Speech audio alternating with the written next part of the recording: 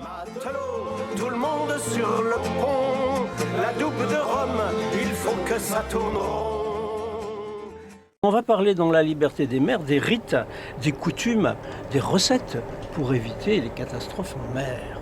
On ne fait pas dans la cuisine sur les bateaux. Alors ça fait partie donc effectivement de ces recettes, pas de cuisine, mais justement des recettes qui vont empêcher d'avoir des tas de problèmes. Alors on parlera aussi bien sûr des problématiques de naufrage, des vaisseaux fantômes, des barques des morts, et puis on parlera aussi que quand même la vision de la mer a changé brutalement, et les couleurs de la mer aussi ont changé lorsqu'on a découvert la plage.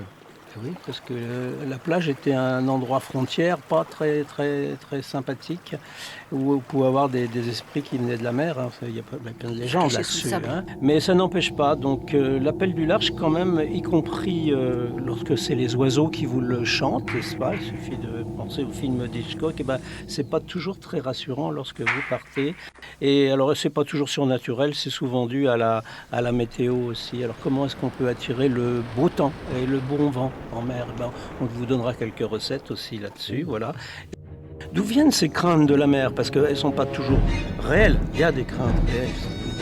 Mais elles peuvent être aussi, comment on les interprète, et puis la crainte, la peur, l'angoisse. Des remontées, des bouffées d'inconscient. Ce sont des bouffées d'inconscient qui remontent de profondeur, mais pas toujours celles de la mer.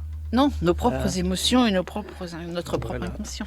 Et donc pour ce faire, j'ai invité également un psychologue, Jean-Pierre Holzer, qui est un psychologue montpelliérain.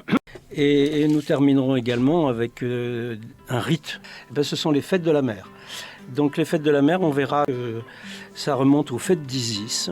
C'est des fêtes qui datent déjà de l'Égypte ancienne, qui sont passées par les Grecs, qui sont passées par les Romains. La déesse Isis qui souvent figure à l'avant des navires et qui protège les équipages avec ses grandes ailes.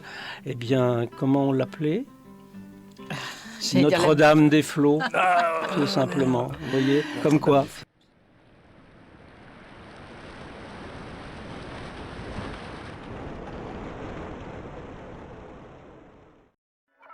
On est où? Radio FM+.